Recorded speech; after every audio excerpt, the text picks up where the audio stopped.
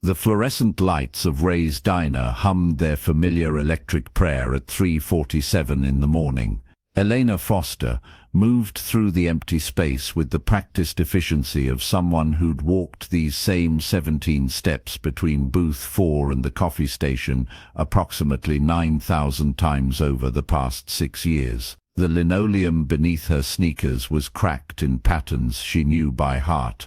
A lightning bolt near the kitchen door, a spider web by the window booth, a constellation of fractures under the counter where Ray had dropped a cast-iron skillet in 2019. Rain hammered against the plate glass windows, each drop catching the neon glow of the open 24 hours sign and scattering it into prismatic fragments. The smell of old coffee mingled with the ghost of tonight's meatloaf special, creating that particular 3 a.m. diner atmosphere that existed nowhere else in the world. Elena wiped down the counter for the 4th time, her cloth moving in slow circles over formica that was already clean. The city beyond the windows was a watercolor painting, all bleeding lights and shadow. Seattle's Capitol Hill neighborhood never truly slept, but it dozed at this hour, caught in that liminal space between night's last gasps and dawn's first whispers. A siren wailed somewhere distant. Closer, a car hissed through puddles on the street. Elena's reflection in the window showed a woman of 32 who looked older in this light. Dark hair pulled back in a ponytail that had started the shift neat and now hung slightly askew, eyes that held the particular exhaustion of someone working a 3rd double in as many weeks. Her uniform was the same pale blue it had been when she'd started this shift at 11 p.m. The name tag pinned above her heart read Elena in faded letters. Behind her, through the kitchen's pass-through window, Ray hummed something tuneless as he prepped for the breakfast rush that would start in 2 hours. The sound was comforting in its monotony. Everything here was comforting in its monotony. Same counters, same coffee, same empty booths waiting for the same regulars who would shuffle in at the same times, ordering the same meals. This was Elena's life, and she'd made peace with its smallness. After everything that had happened, after Michael, after the accident, after the long grey year of learning to exist in a world that had suddenly lost all its color, this smallness felt like safety. Predictability was a fortress. Routine was armor. She poured herself a cup of coffee she wouldn't drink, just to have something to hold. The ceramic was warm against her palms. Outside, the rain intensified, drumming harder against the glass. That's when the door opened. The bell above the entrance gave its usual cheerful jingle, a sound so incongruous with what walked through that Elena's hands froze mid-motion, coffee cup suspended halfway to her lips. The man who entered wasn't walking so much as barely controlling his forward momentum. He moved like someone fighting against invisible restraints, each step deliberate and wrong, as if he had to consciously remember how legs functioned. Water streamed from his dark coat, expensive, she noted automatically, the kind of wool that cost more than her monthly rent.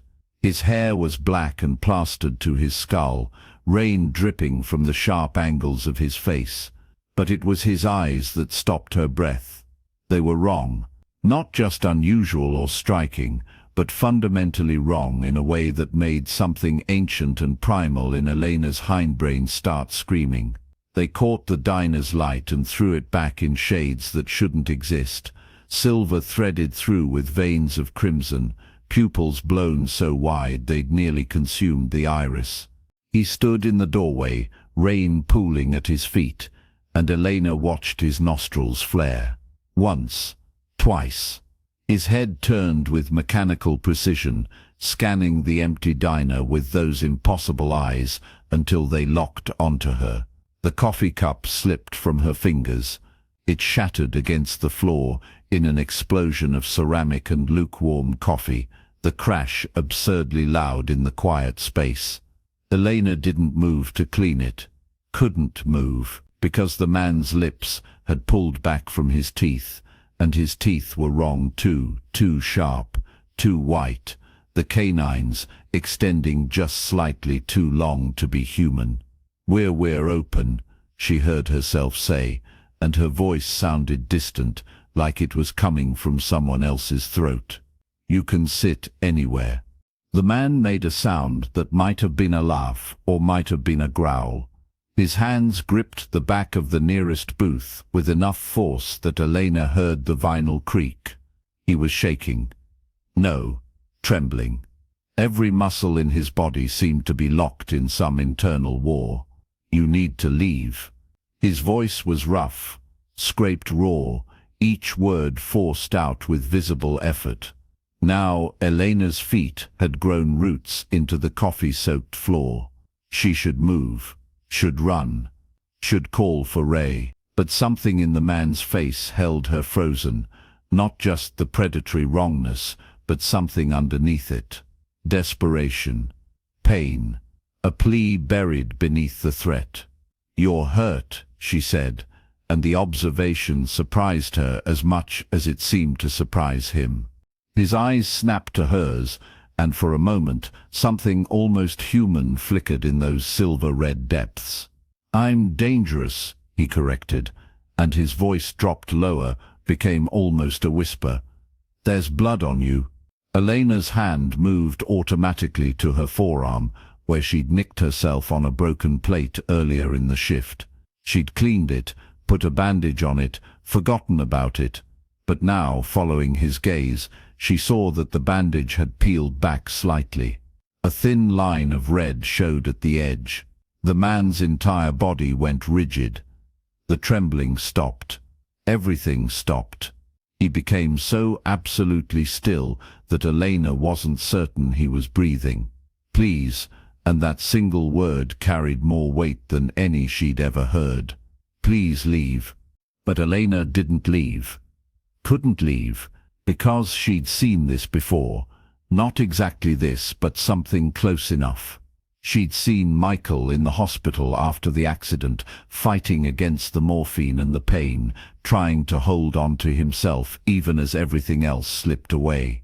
She'd seen that same desperate struggle for control in his eyes in those final hours. This man was fighting something, losing to something.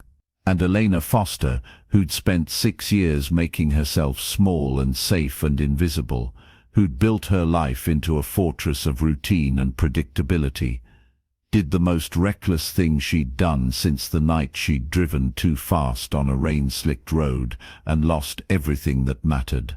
She stepped toward him. "Don't." The word cracked like a whip, and the man's hand shot out, palm forward in a gesture that was half warning, half plea. "Don't come closer." But Elena was already moving, her sneakers squelching through spilled coffee, carrying her around the counter with a strange calm that felt like it belonged to someone else. Some distant part of her mind was screaming, cataloguing all the wrongness. His eyes, his teeth, the way he held himself like a predator barely leashed. But a louder part, the part that had spent 6 years learning to recognize pain in all its forms, saw only someone suffering. "What's your name?" she asked, keeping her voice level, the same tone she'd used with Michael when the pain got bad and he couldn't remember where he was. The man's jaw clenched so hard she heard his teeth grind together. "Julian." The name seemed dragged from somewhere deep. Julian Vance. Julian. She tested the name, let it sit in the air between them. "I'm Elena, and you're not going to hurt me." His laugh was broken glass. "You don't know that." "I don't know that." "Yes, you do." She took another step. The distance between them had shrunk to maybe 6 feet now. She could see the tension in every line of his body, the way his fingers had dug into the vinyl booth hard enough to tear small holes in the material. "Because, if you wanted to hurt me, you would have already. You're fighting it. Whatever it is, you're fighting it. Not well enough." His eyes tracked to her arm again, to that thin line of red, and his pupils dilated further. Your blood. I can hear it. Smell it. It's singing to me. And He cut himself off, his head jerking to the side, as if he could physically break the connection. Elena's heart was hammering now, adrenaline finally catching up with her conscious mind, but she didn't retreat. Instead, she reached up slowly, deliberately, and peeled the bandage completely away from her arm. The cut was tiny, barely bleeding anymore, but Julian's entire body convulsed at the sight of it. "What are you doing?" The words were barely human now, more growl than speech. "Proving a point." Elena held her arm steady, even as every survival instinct screamed at her to hide it, to run. "You're stronger than whatever this is. I can see it. You walked in here when you could have gone anywhere else. You warned me. You're asking me to leave. Those aren't the actions of someone who's lost control. You don't understand." Julian's voice had dropped to something barely audible, and when he looked at her again, there was anguish in those impossible eyes. "I'm not human, haven't been for a very long time, and right now, every instinct I have is telling me to." He stopped, swallowed hard. "I'm a monster, Elena, and monsters don't get to be strong. They just get to choose their moments of weakness." The words hung in the air between them, heavy with meaning. Elena didn't fully grasp, but felt in her bones. The rain continued its assault on the windows. The fluorescent lights hummed. Ray's tuneless humming had stopped. He must have heard the commotion, but he hadn't come out yet, probably waiting to see if Elena needed backup. She took another step, then another, close enough now that she could see the water droplets caught in Julian's dark hair, close enough to see the fine tremors running through his hands where they gripped the booth. "Everyone's a monster sometimes," she said quietly. "The question is what you do about it." Julian's eyes locked onto hers, and Elena felt the weight of that gaze like a physical thing. Time seemed to stretch, each second pulling taffy thin. She could hear her own heartbeat, loud and insistent in her ears. Could hear his breathing, ragged, uneven, the sound of someone drowning on dry land. Then, moving with the slow deliberation of someone defusing a bomb, Elena extended her hand. Not the arm with the cut, the other one. Palm up, an offering, an anchor point.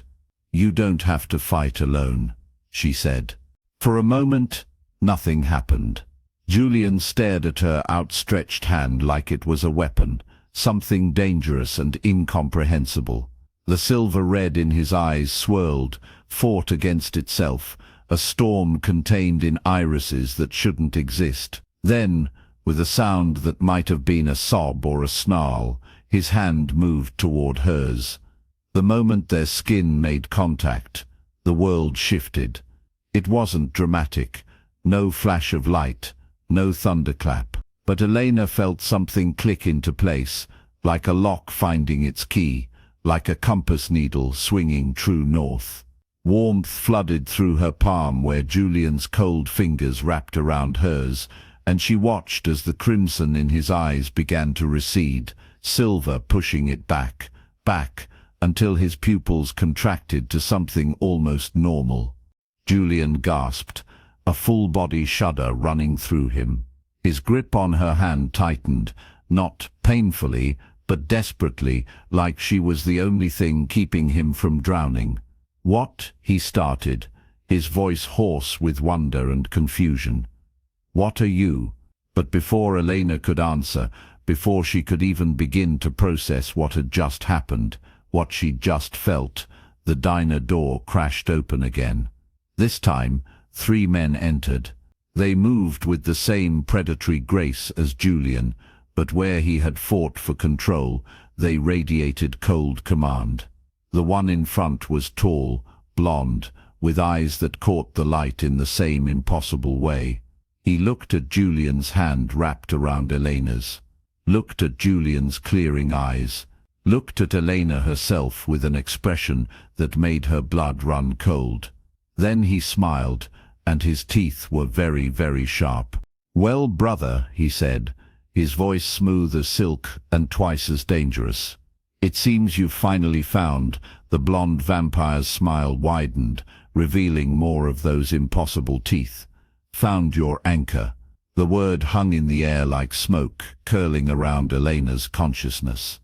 Anchor. She didn't know what it meant, but the way Julian's entire body went rigid told her everything she needed to know about its significance. Cassius. Julian's voice had dropped to something barely human, a sound that vibrated through the floorboards and up through Elena's legs. His hand remained locked around hers, and she could feel the tremor running through him, not weakness but restraint, like a wolf on a fraying leash. The blonde vampire, Cassius, tilted his head, studying them with eyes that reflected the fluorescent lights like a cat's. Behind him, his two companions fanned out, moving with choreographed precision that spoke of centuries of practice. One positioned himself near the door, blocking the exit. The other drifted toward the counter, his fingers trailing along the formica surface with a sound like nails on glass. Ray had gone very still behind the grill, his spatula frozen mid-flip. Elena could hear his breathing, rapid and shallow, could smell the sudden spike of fear sweat cutting through the grease-thick air. "Don't!" Julian's command cracked like a whip. "This is neutral ground, Cassius. You know the laws." Cassius laughed, and it was beautiful the way a frozen lake is beautiful, lovely and lethal, and utterly without warmth. "Neutral ground. Brother, you're covered in blood and clinging to a human like she's the last life raft on a sinking ship. I'd say the laws went out the window the moment you lost control in a public establishment." Elena's mind raced, trying to process the impossibilities stacking up around her. Brother. They were brothers. And laws. What laws? Her hand was still wrapped in Julian's, and she could feel his pulse now, slow and strong, and nothing like the frantic hammering of her own heart. Too slow, too controlled, too other. She has nothing to do with this. Julian shifted, placing himself more fully between Elena and Cassius. The movement was subtle, but she felt the protective intent behind it like a physical force. "Oh, I think she has everything to do with this." Cassius took a step forward, and the air pressure in the diner seemed to change. Elena's ears popped. "You've been searching for 300 years, Julian. 3 centuries of watching you deteriorate, watching you starve yourself, watching you cling to that pathetic morality while the rest of us evolved. And now, on a random Tuesday in a greasy spoon in the middle of nowhere, you stumble across a human who can pull you back from the edge with a touch." He laughed again, and this time there was genuine amusement in it, edged with something darker. "That's not coincidence, brother. That's fate. And fate belongs to the coven." Elena found her voice, though it came out smaller than she'd intended. "I don't understand what's happening." Cassius's gaze snapped to her, and she felt the weight of it like a physical touch, cold fingers trailing down her spine, probing, assessing. "Of course you don't, little anchor. But you will." He smiled, and it was all predator now, no pretense of humanity. "The question is whether you'll learn from us or from him." "She's not learning anything from you." Julian's voice had gone quiet, which somehow made it more terrifying. "Leave. Now. Or what?" The vampire by the counter spoke for the first time, his voice carrying a faint accent Elena couldn't place. Russian, maybe, or something older. "You'll fight us? In your condition? While protecting your precious human?" Julian's hand tightened around Elena's, and she felt that strange warmth pulse between them again, stronger this time. The crimson that had been creeping back into the edges of his eyes retreated once more, silver flooding in like moonlight. Cassius noticed. His expression shifted, something like hunger flickering across his perfect features. Fascinating.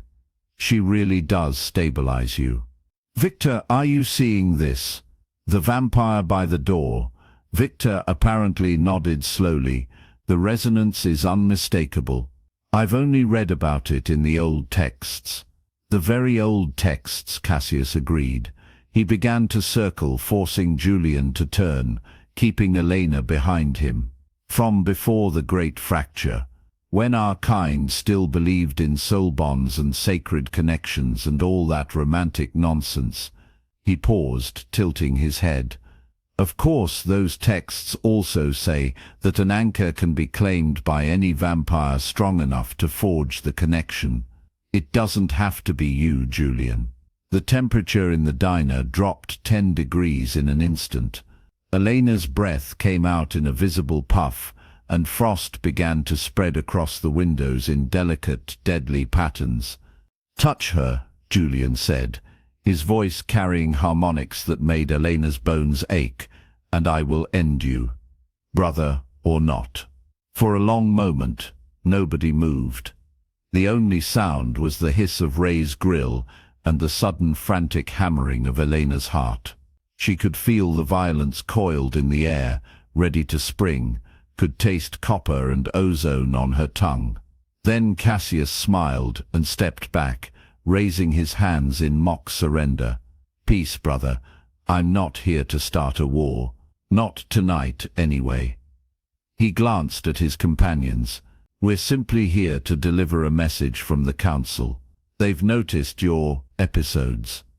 The loss of control, the bodies you've been leaving in your wake. I clean up after myself. Not well enough." Cassius's smile faded, replaced by something colder. "You have 1 week, Julian. 1 week to present yourself before the council and explain why you shouldn't be put down like the rabid dog you're becoming. And if you try to run," his gaze flicked to Elena, "we'll know exactly how to find you." With that, he turned and walked toward the door. His companions followed, moving with that same eerie synchronization. Victor paused at the threshold, looking back at Julian with something that might have been concern or might have been calculation. "For what it's worth," he said quietly, "I hope she's real. I hope she's what you think she is. Because, if she's not—" He shook his head. "A week isn't very long, old friend." Then they were gone, the door swinging shut behind them with a cheerful jingle that felt obscene in the wake of their departure. The silence that followed was suffocating. Elena stood frozen, her hand still locked in Julian's, her mind trying and failing to construct a rational explanation for what she'd just witnessed. The frost on the windows, the way they'd moved, the teeth, the eyes, the impossible, undeniable otherness of them. Julian released her hand slowly, and the loss of contact felt like stepping from a warm room into winter.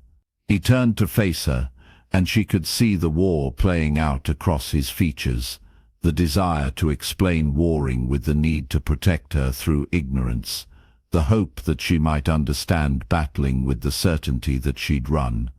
"Elena," he started, then stopped. His jaw worked, and she watched his throat move as he swallowed. "I need you to listen very carefully." But she was already backing away, her legs finally remembering how to move. Her hip hit a table, sending the salt shaker spinning. "What are you?" The question came out as a whisper, but it might as well have been a scream for the way Julian flinched. "I'm—" He stopped again, and she saw something like anguish flash across his face.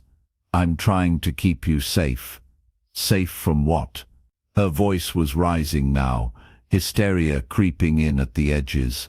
"From them? From you? What the hell is an anchor? What did he mean about bodies?" "Elena." "No." She held up a hand, and she was shaking, she realized. Shaking so hard her teeth were chattering. "No, you don't get to Elena me right now. You don't get to look at me with those eyes, those impossible eyes, and act like this is normal. Like I didn't just watch 3 people who aren't people threaten to kill you while frost spread across the windows in July." Ray cleared his throat from behind the counter. "Maybe I should call someone." "Don't." Julian didn't look at him, but the command in his voice was absolute. "Please, just give us a moment." The cook hesitated, then nodded slowly and retreated toward the kitchen, though Elena noticed he kept the phone in his hand. Julian took a step toward her, and she took a step back. Pain flickered across his features, quickly suppressed.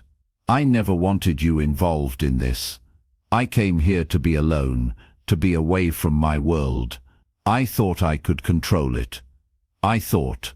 He laughed, bitter and broken. "I thought I had more time. Time before what? Before I became what they think I am, what I'm afraid I'm becoming." He ran a hand through his dark hair, and she noticed for the first time how his fingers trembled. "I'm sick, Elena.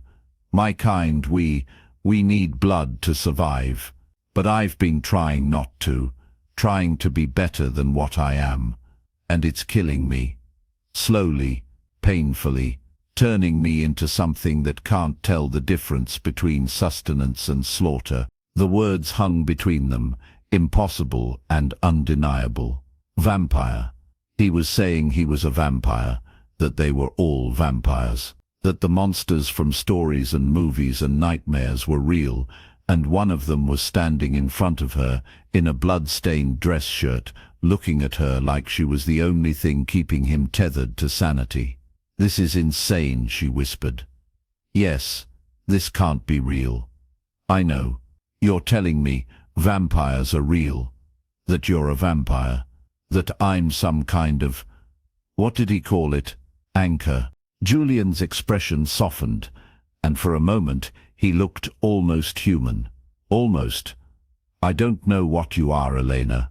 I've lived for 347 years, and I've never felt anything like what happened when you touched me. The hunger just stopped. The rage, the need, the constant screaming in my head, it all went quiet.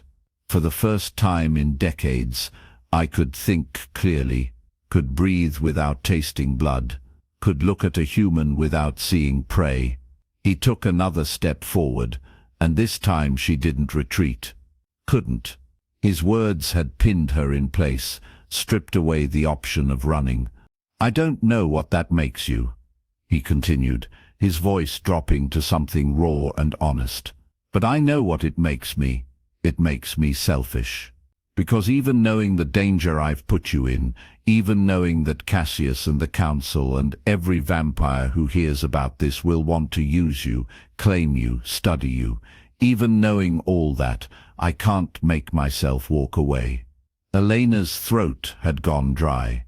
She licked her lips, tasting salt and fear, and something else, something that felt dangerously like curiosity. "What happens in a week? I present myself to the Council. They'll evaluate my stability, my control. If they find me wanting—" He didn't finish the sentence, didn't need to. "And if I'm there, if I'm this anchor thing, then they'll take you from me and use you to control me. Or they'll kill me and claim you for someone else. Someone who doesn't have my moral complications." The bitterness in his voice was sharp enough to cut. Cassius wasn't lying. According to the old texts, an anchor bond can be forced. It's not pleasant for the human, but it's possible. The implications of that settled over Elena like a shroud. She thought about Cassius's smile, about the way he'd looked at her like she was a particularly interesting specimen, about the hunger in his eyes that had nothing to do with blood and everything to do with power. So what do we do? The question surprised her as much as it seemed to surprise Julian. His eyes widened, silver brightening with something that might have been hope. You said you're trying to keep me safe. Well, they already know about me.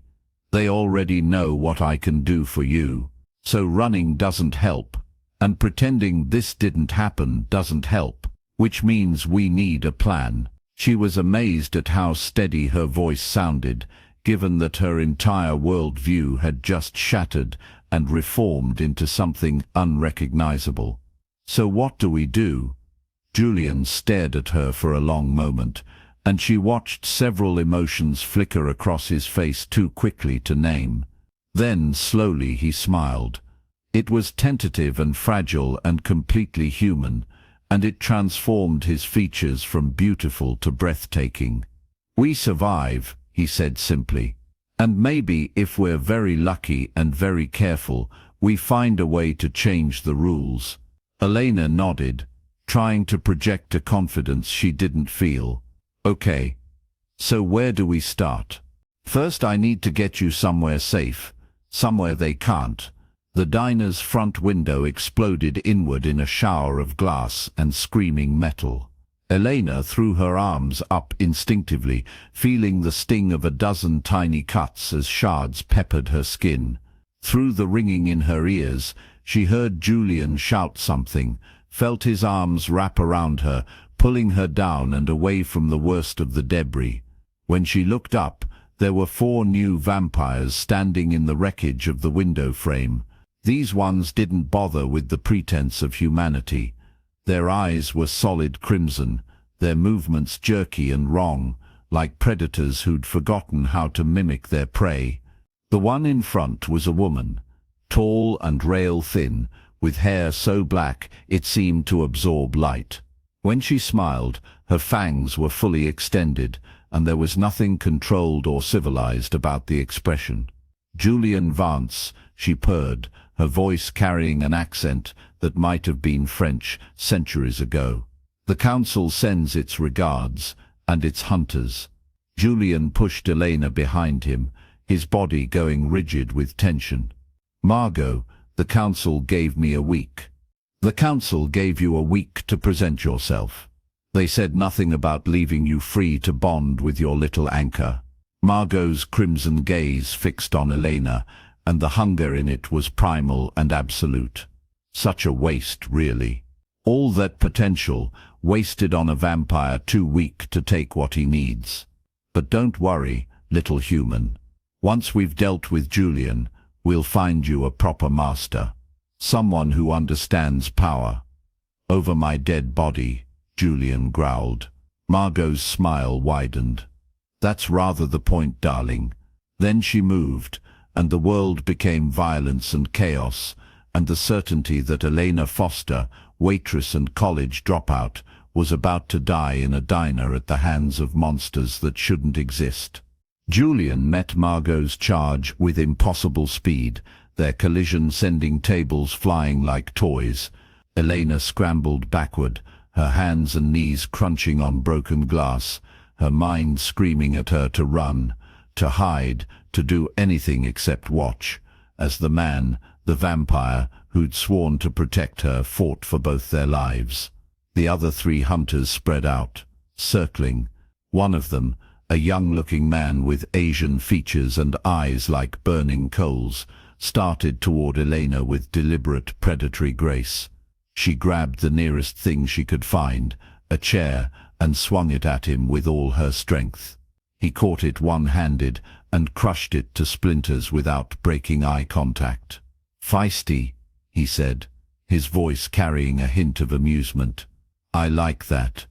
You'll be entertaining at least." Then Julian was there, slamming into the hunter with enough force to crack the floor tiles.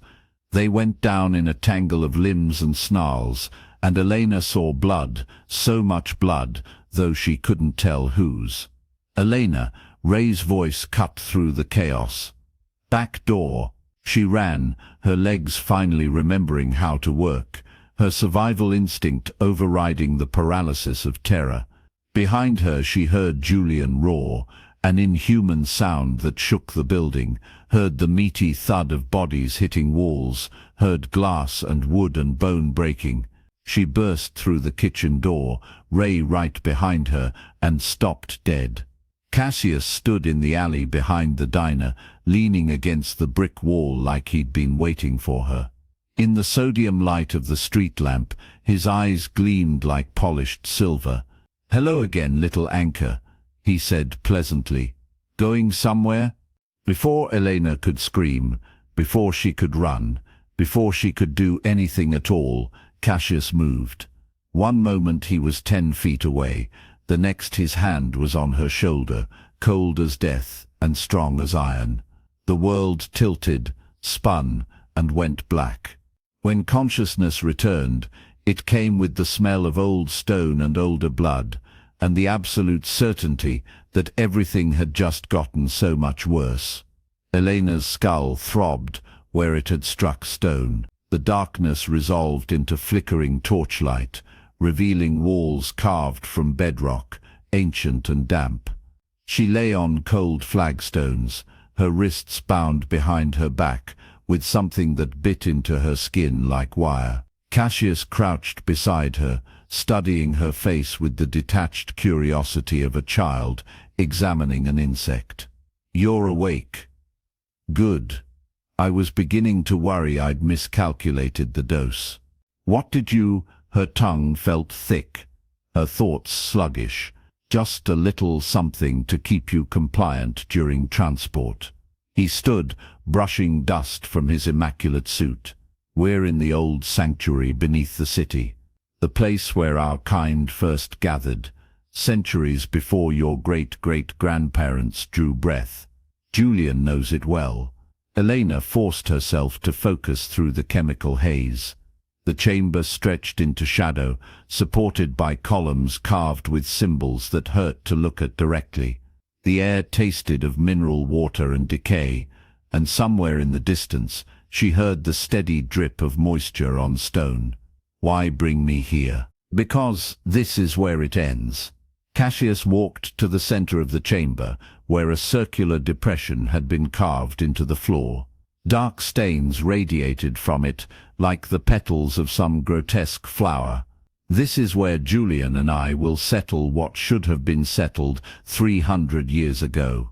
And you, little anchor, are the bait that ensures he comes alone." Her heart hammered against her ribs.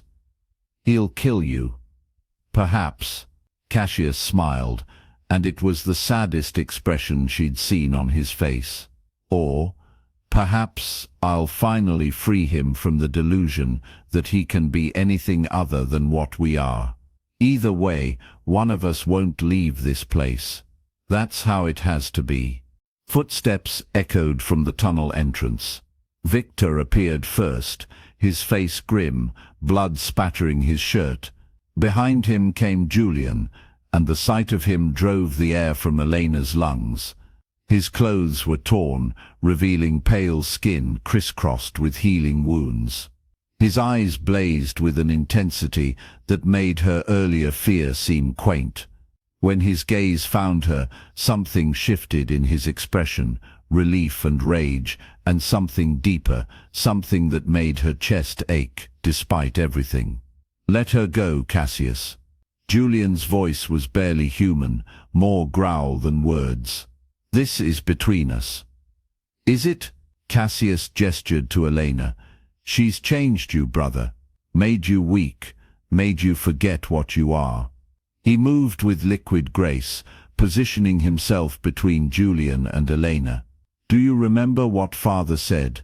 That love is the final death for our kind, that it makes us vulnerable, makes us human. Father was wrong about many things." "Was he?" Cassius's hand shot out, faster than Elena could track, and suddenly he held a blade, ancient iron, its edge dark with old blood. "Then prove it. Fight me as you are, not as you wish you could be. Show me the monster, Julian. Show me the king." The air itself seemed to thicken. Elena felt the pressure of it against her skin, saw the torches flicker and dim as if something was drinking the light from the room.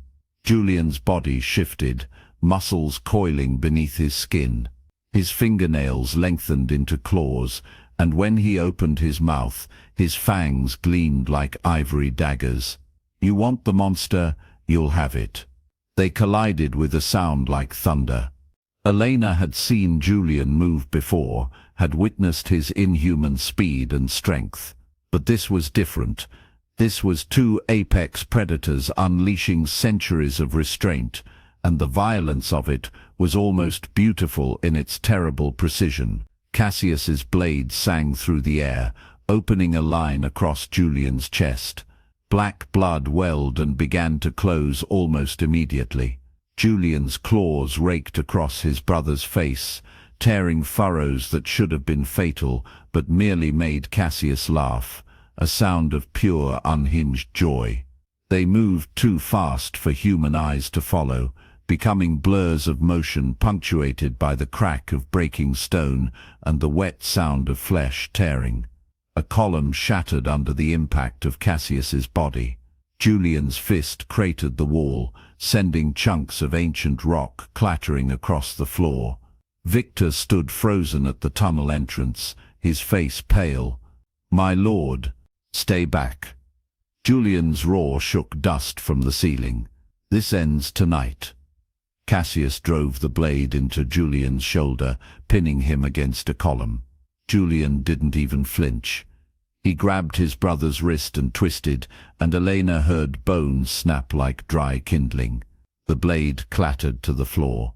But Cassius was already moving, his broken wrist healing as he spun, driving his knee into Julian's ribs with enough force to crack them. They went down together, rolling across the ancient stones, each trying to find the killing angle, the final strike. Elena's hands worked frantically at her bindings. The wire cut deeper with every movement, and she felt warm blood trickling down her palms. The pain helped clear the fog from her mind. She twisted, pulled, felt something give. The wire snapped. She scrambled to her feet, dizzy and unsteady, just as Julian managed to get Cassius in a chokehold. His arm was locked around his brother's throat, and Cassius's face was beginning to darken, his struggles growing weaker. "I'm sorry," Julian whispered, and Elena heard 3 centuries of grief in those 2 words. "I'm so sorry it has to be this way." Cassius's hand scrabbled at Julian's arm, leaving bloody furrows. His eyes found Elena's, and in them she saw not rage or hatred, but something that looked almost like relief. "Do it," Cassius gasped. "End it. End me." And Elena understood.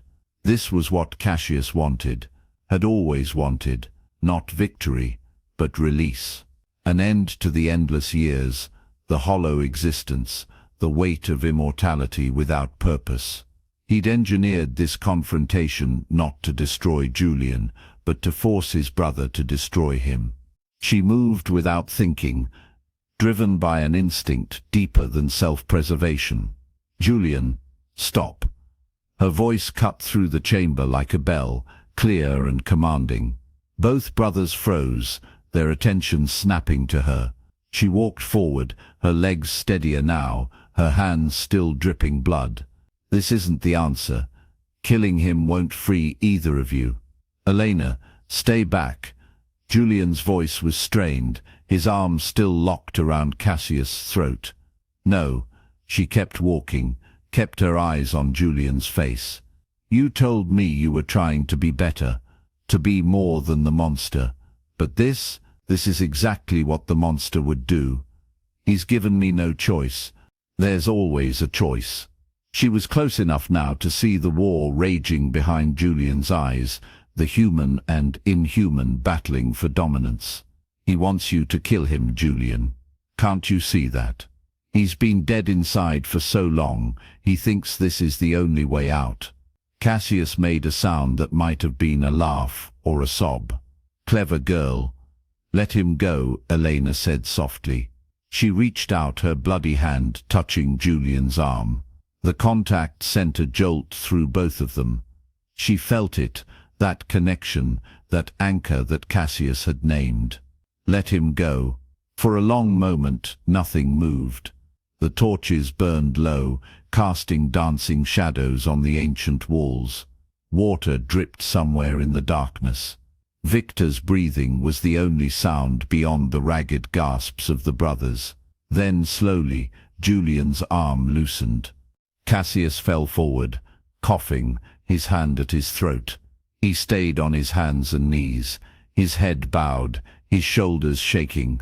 Julian stepped back, his body still tense, still ready for violence, but he didn't attack. He stood there, breathing hard, his eyes never leaving his brother. "I won't kill you," Julian said, his voice raw, "but I won't let you hurt her, or anyone else."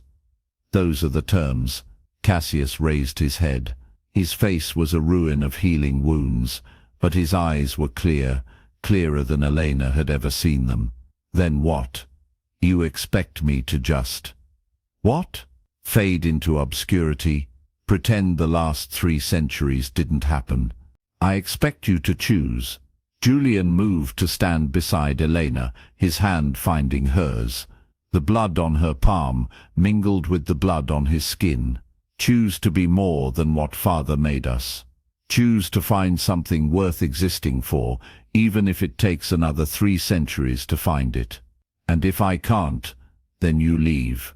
You go far from here, far from her, and you don't come back." Julian's grip on Elena's hand tightened. "But you don't get the easy way out. You don't get to make me into the thing you think I am." Silence fell over the sanctuary, so complete that Elena could hear her own heartbeat echoing off the stone walls. Cassius stood slowly, his movements careful, almost fragile. He looked at Julian, then at Elena, then at the ancient symbols carved into the walls around them. When he spoke, his voice was barely a whisper. "You really love her?" "Yes. Enough to give up everything." "I'm not giving up anything. I'm choosing what matters." Cassius nodded slowly, as if confirming something he'd suspected.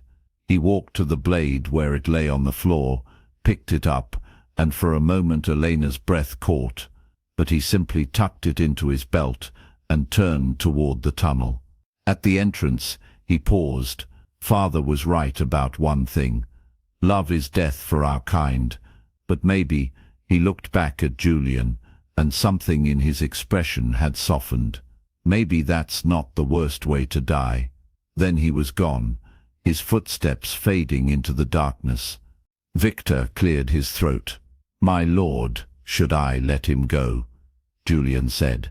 He sounded exhausted, centuries of weariness compressed into 3 words. Elena's legs finally gave out. Julian caught her before she hit the ground, gathering her against his chest. His body was still cold, still inhuman, but his touch was gentle as he cradled her.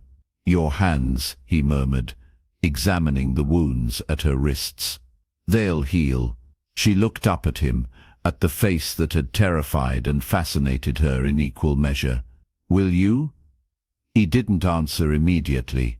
Instead, he carried her toward the tunnel, Victor falling into step behind them.